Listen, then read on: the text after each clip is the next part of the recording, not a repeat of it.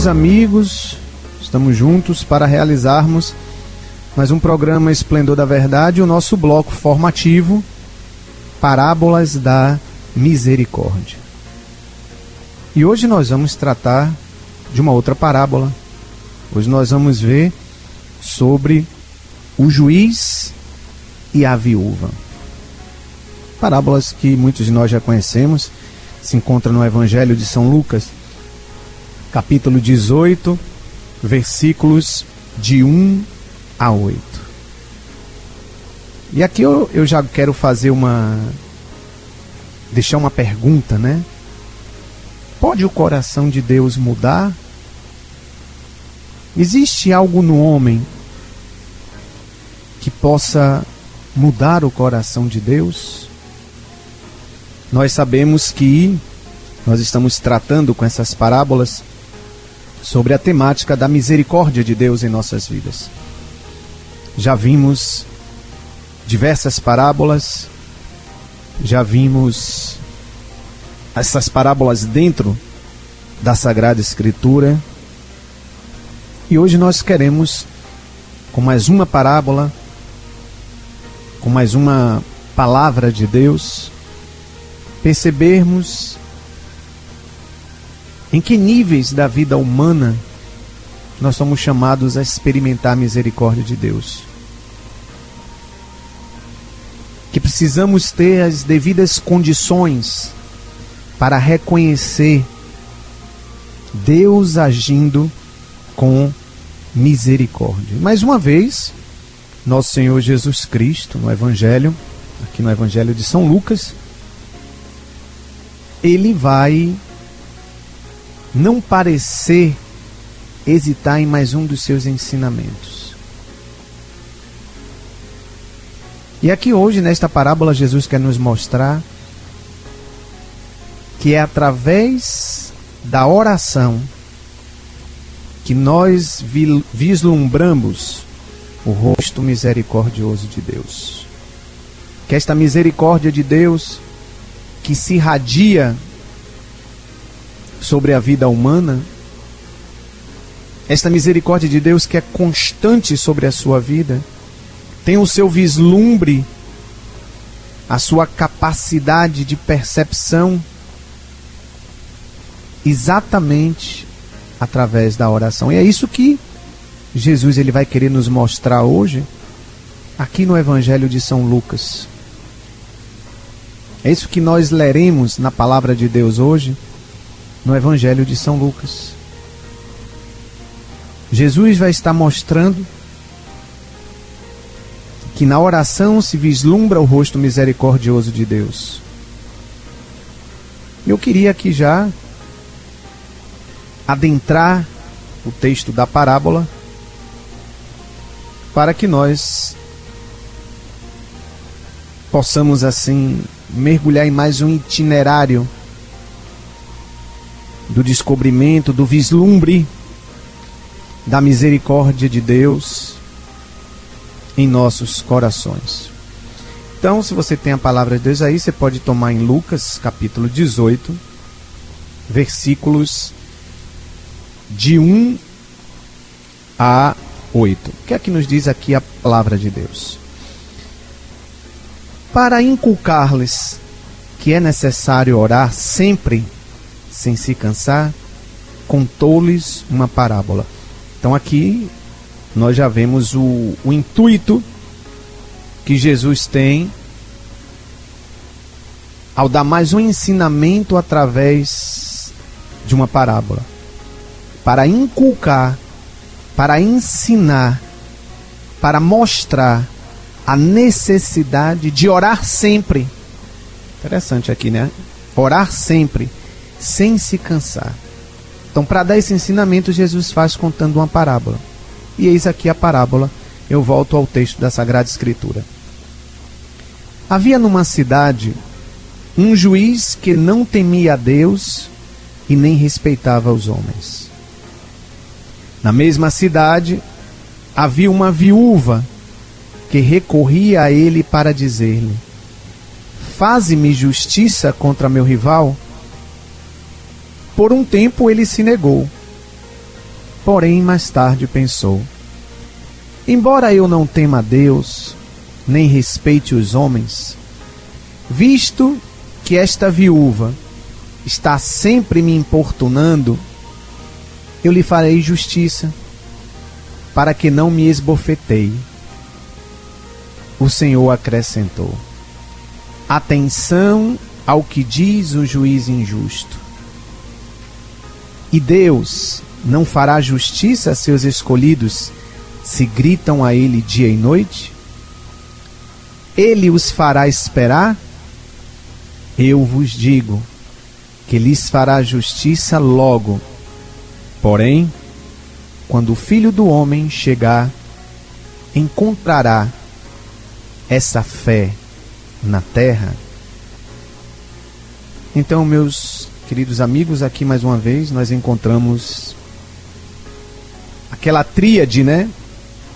Aquele triângulo de pessoas.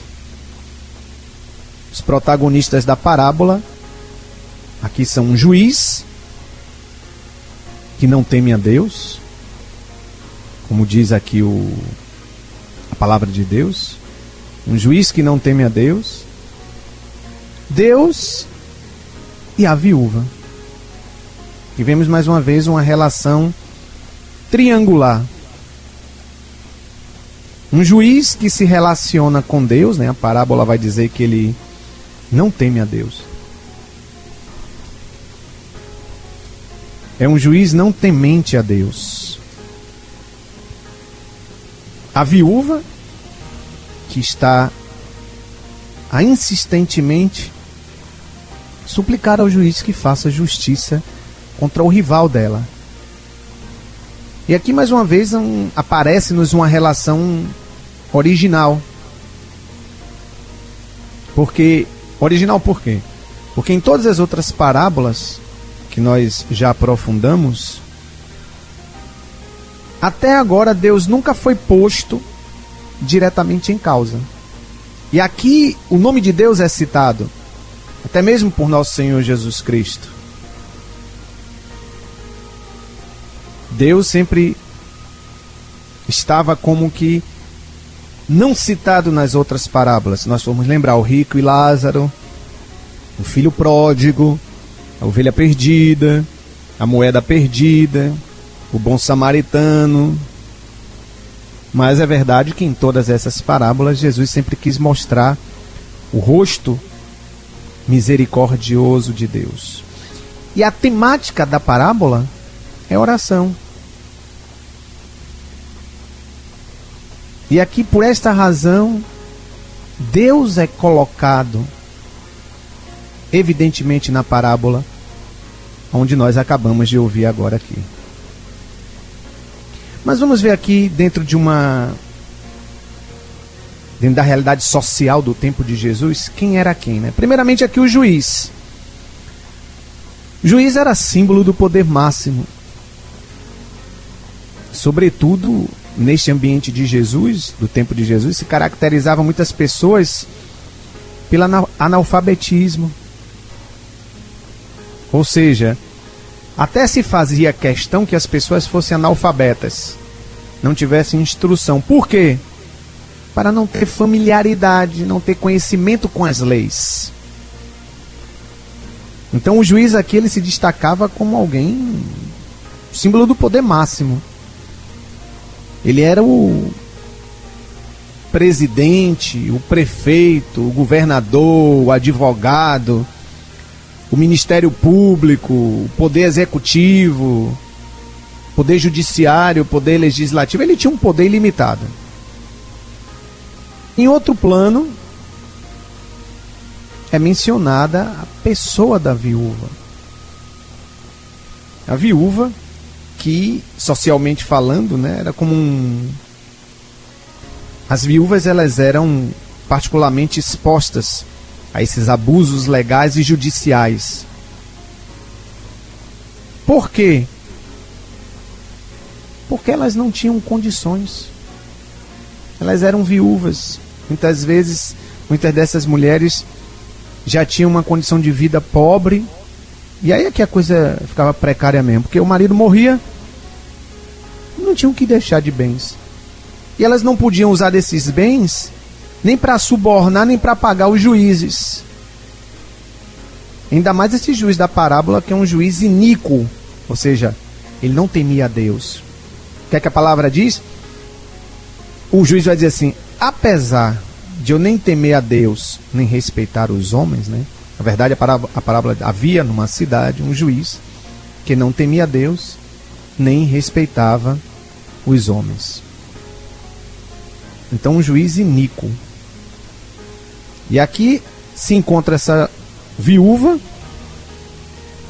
Por outro lado, um juiz, símbolo do poder máximo, iníquo, que não temia a Deus e não estava nem aí para as pessoas.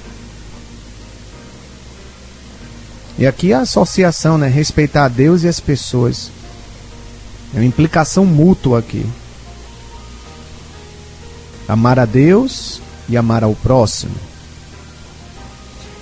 Aqui vai falar que a viúva, ela ia ao juiz e dizia: faze-me justiça contra o meu rival. E é interessante aqui saber que os julgamentos, eles costumavam ser celebrados à porta da cidade, ou então em um lugar público, de modo que a viúva ela tinha acesso, ela podia fazer a sua reclamação pública ao vivo. E aqui uma viúva que parece não desesperar e nem está resignada com a situação. Muito pelo contrário, ela insiste tenazmente. Tanto é que o juiz vai dizer: embora eu não tema a Deus nem respeite os homens, visto que essa viúva está me importunando, é melhor que eu atenda logo, lhe faça justiça, né? Para que ela não venha causar escândalo. E aqui a parábola quer mostrar, colocar a imagem do juiz também como uma face de Deus. Aí você pode dizer assim: mas Evandro, o juiz é iníquo, ele é injusto, né? Sobrepor a Deus a imagem desse juiz injusto e egoísta a um Deus que é misericórdia, que sempre abranda a sua justiça, a sua ira com misericórdia diante dos nossos pecados. Será que não é injusto? Mas entendamos, o ponto central da parábola é mostrar que Deus também é, e por excelência, Ele é o juiz que sempre fará justiça aos seus escolhidos. Tanto é que Jesus vai chamar a atenção ao juiz da parábola e diz: se esse juiz que é injusto, que não teme a Deus, que não respeita os homens, vai fazer justiça à viúva para que ela deixe de o importunar, muito mais Deus fará justiça a seus escolhidos, se gritarem a Ele dia e noite. Ele não os fará esperar.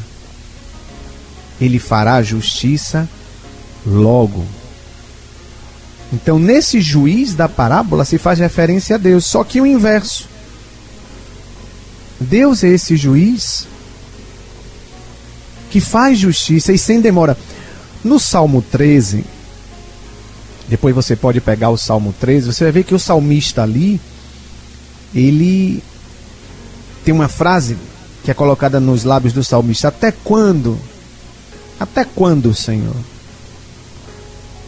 E aqui a gente pode fazer lembrança de quantos acontecimentos, né, históricos nas nossas vidas, na história da humanidade, induz o homem a duvidar da justiça de Deus. É só a gente olhar um pouco para o que nós estamos vivendo como nação brasileira, politicamente falando, socialmente falando, entre aspas, democraticamente falando, né? Que era para ser democracia, que era para ser justiça, lei.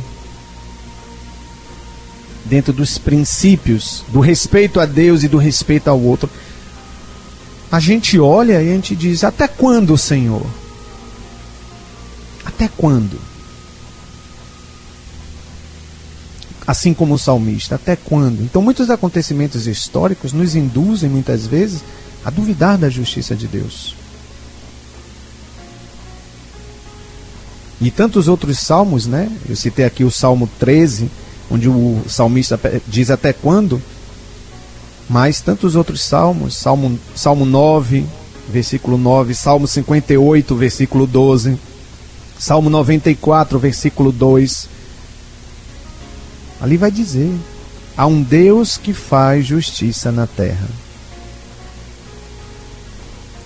Mas é interessante, como é que Jesus termina a parábola? Jesus primeiro afirma: Deus fará justiça, e sem demora. Mas depois Jesus termina a parábola assim: porém, será que quando o Filho do Homem chegar, encontrará esta fé na terra? Está aqui outro ponto central da parábola: oração e fé. Deus fará justiça. Até quando, Senhor? E diante das calamidades, diante dos sofrimentos, diante das desgraças, diante das injustiças causadas aos teus filhos, até quando? Diante de um Deus que faz justiça na terra.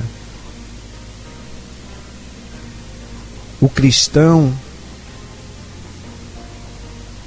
que são, podemos dizer que são esses escolhidos de Deus, segundo a parábola, nós somos já chamados a conservarmos a fé. Jesus diz no fim da parábola: encontrará o Filho do Homem fé na terra? Nós somos chamados a conservarmos a fé para continuarmos a rezar, a orar, a pedir a Deus, esperar e esperando receber o que nos virá com certeza. Porque a misericórdia de Deus é uma esperança viva. A misericórdia de Deus é mãe da esperança. E aqui nós somos chamados a sempre suplicarmos a Deus insistentemente, pedirmos a misericórdia de Deus sobre mim, sobre você, sobre os nossos, sobre o povo brasileiro, sobre a humanidade, sobre tantas desgraças que existem, que ferem a dignidade do homem.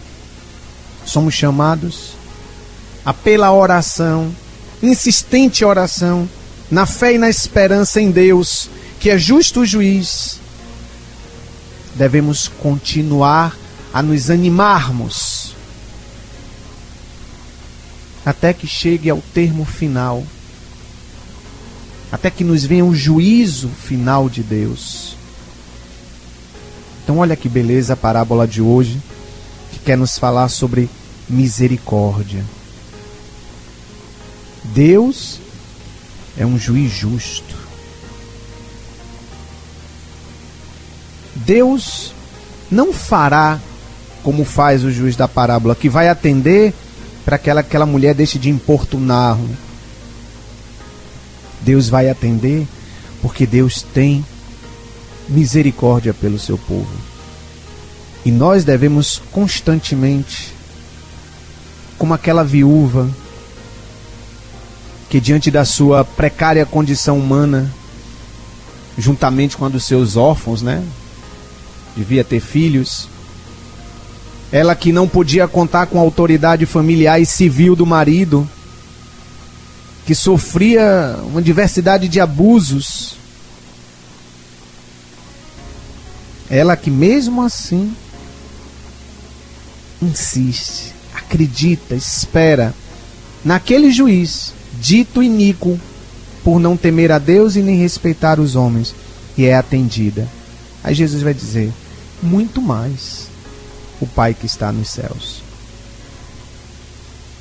Então aqui a parábola, a atenção dela é colocada pela primeira vez em todas as parábolas que nós estamos aprofundando, ela é colocada sobre Deus. Não é que Deus venha a ser como esse juiz que não respeita os homens e nem respeita a Deus, nem teme a Deus. Mas Deus quer ser mostrado como esse juiz de misericórdia, que sempre está atento. Deus que está, diferentemente do juiz da parábola, que mantém uma distância a partir do seu poder civil, sendo juiz e a necessidade daquela viúva. Na verdade, esse juiz não é nem uma pessoa religiosa, né? Ele não tem temor a Deus. Além de não temer nem acreditar ao Deus de Israel, ele é alguém que administra a justiça ao seu bel prazer, segundo a sua vontade. Fruto de uma justiça desonesta. Se essa palavra pode existir, né? Que a justiça é Deus. A gente vê tanta gente no cargo, né, desonesta, que não tem esse coração compassivo, esse coração misericordioso, e não tem porque muitas vezes não conhece, não experimenta a Deus. Uma coisa também interessante a nós percebermos aqui na parábola é que a viúva, ela vai dizer assim ao juiz: faz-me justiça contra meu rival. Mas não fala nada quem é esse adversário dela, quem é esse rival dela, né? A parábola não diz nada sobre o adversário. Por quê? A parábola quer aqui acentuar é a arbitrariedade do juiz. O juiz aqui é um juiz arbitrário em questões de justiça. Por outro lado, a parábola quer mostrar a insistência da viúva. Por quê? Depois de tantas insistências, o juiz decide atender o pedido dela. Mas atenção, o que você já deve ter percebido, né, ao estarmos refletindo a parábola. O que vai levar o juiz a atender a súplica da viúva, o que vai mudar o coração do juiz, não é a compaixão. Ele não é tomado de compaixão pela causa da viúva. Ele é tomado de uma certa até impaciência, né? Ele chega a ficar impaciente com a viúva. Ele poderia dizer, às vezes, usando uma linguagem popular, né? Eu vou logo aqui ceder ao que essa mulher está pedindo, para que ela não me encha a paciência. Ela não me tire a paciência. Eu quero me ver livre dessa mulher. Ou mulherzinha chata, né? Todo dia está aqui gritando a sua necessidade. Então ele não é tomado de compaixão. E aí é onde Jesus quer mostrar a diferença entre esse juiz terreno e o juiz de misericórdia, que é Deus. Então, é exatamente depois de narrar a parábola do juiz e da viúva que Jesus vai interpelar aqueles que estão lhe ouvindo. Interrogar. Jesus vai instigar o coração daquelas pessoas para ver o que é que elas pensam, o que é que elas acham acerca da ação de Deus. Jesus pergunta aos ouvintes se a justiça que Deus fará aos seus eleitos é melhor do que aquela que o juiz fez em relação à viúva. E aqui você pode dizer, mas o juiz atendeu ao pedido da viúva. Deus há de atender os nossos pedidos, mas diversamente do juiz injusto, Deus fará justiça de imediato aos seus eleitos, aqueles que, dia e noite, gritam por ele. E aqui, meus queridos amigos, apesar da enorme diferença entre esse juiz terreno da parábola e Deus, existe um ponto comum que pode ilustrar assim o valor inestimável da oração. O juiz terreno revê o seu modo de agir por causa da insistência da viúva. E nós, os eleitos de Deus, que insistentemente, humildemente, aqui a palavra humildemente deve ser aplicada, humildemente, porque não é um barganhar com Deus. Muitas vezes nós temos a noção de que Deus, por ser Deus, o onipotente, o poderoso, Deus ele é imperturbável, o que não muda o seu desígnio pelos seres humanos. Muitas vezes nós podemos ter de Deus essa noção, ou então de que Deus tem, porque tem, que mudar a minha situação e atender o meu pedido. Aqui a parábola destaca também, quando Jesus coloca no final: encontrará o Filho do Homem fé nesta terra? A fé é a esperança. Que talvez você que esteja me escutando agora se diga: Evandro, mas se você soubesse que já tem 1 mês, 2 meses, 1 ano que eu faço uma súplica diante a Deus, que eu peço a Deus uma cura por um filho, pelo meu marido, pela minha filha, pela minha esposa, por X, por Y, e não acontece. Pois é, meu irmão, minha irmã, Deus é um juiz justo, que fará a justiça. Na verdade, não existirá melhor justiça na sua vida do que aquilo que Deus faz dia a dia na sua vida. Porque Deus está operando, Deus está realizando com justiça a cada dia da nossa vida. Por isso precisamos da fé e da esperança e da oração insistente. Muitas vezes somos habituados a pensarmos num Deus sem paixão. Um Deus que não se deixa condicionar por nenhum agente externo. Pois a história da salvação, a história do povo de Deus, transmite um rosto diferente de Deus. Um Deus que se deixa interrogar sobre as situações humanas. Um Deus que atende a oração dos eleitos, principalmente os mais pobres, os mais debilitados, aqueles que lhe suplicam. E aqui nós poderíamos trazer alguns episódios do Antigo Testamento, né, que mostram essa disponibilidade de Deus em, juntamente com o homem, reavaliar o seu projeto de vida. E poderíamos citar o episódio da oração do rei Ezequias diante da penitência dos habitantes de Nínive,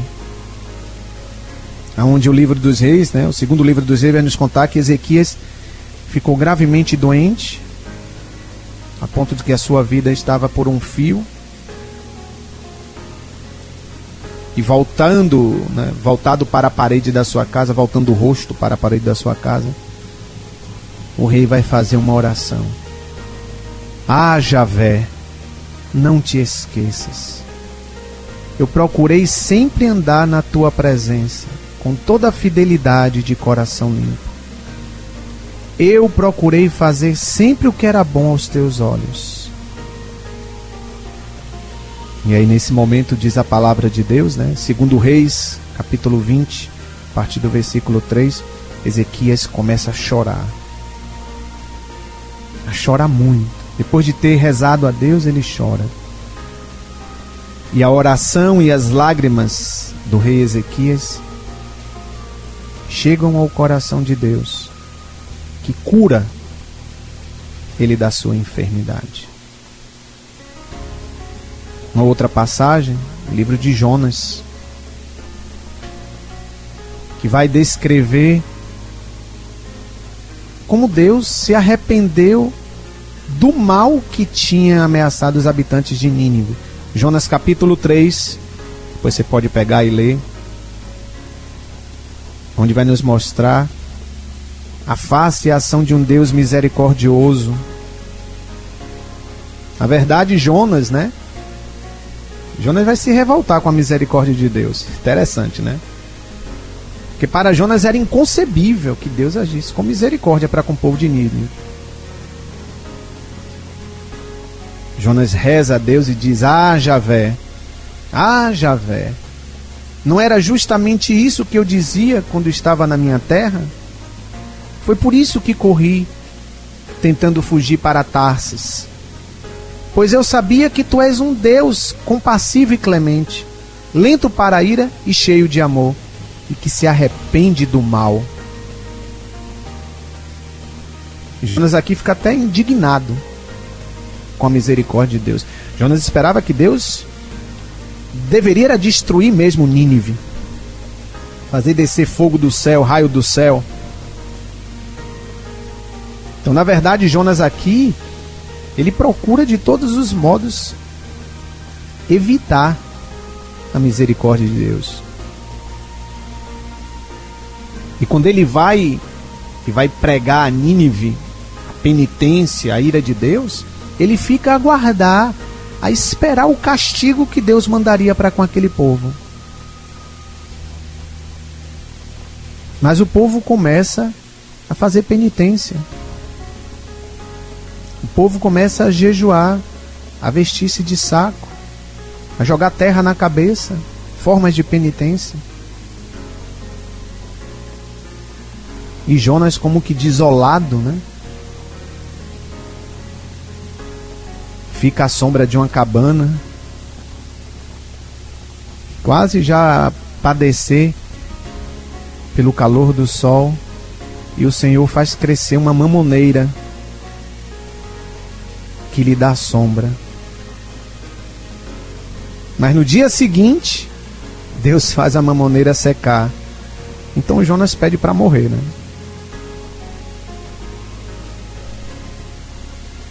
Jonas vai usar um argumento, vai até interrogar Deus, né? Diz,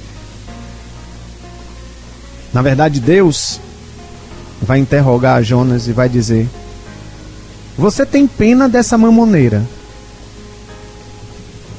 Eu que fiz ela nascer e crescer, e agora eu a faço morrer.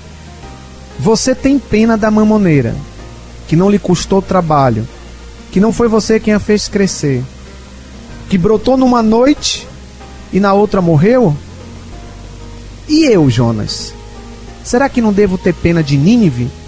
Esta cidade enorme, onde mora mais de 120 mil pessoas, que não sabem distinguir a direita da esquerda? Será, Jonas, que eu não devo ter mais misericórdia de Nínive do que você tem da mamoneira? Interessante, né? E aí nós poderíamos citar tantos outros textos do Antigo Testamento. Esse Deus do Antigo Testamento, que ainda não tão conhecido na plenitude do seu rosto de misericórdia, como é conhecido no Novo Testamento, deixa-se tocar sim no coração.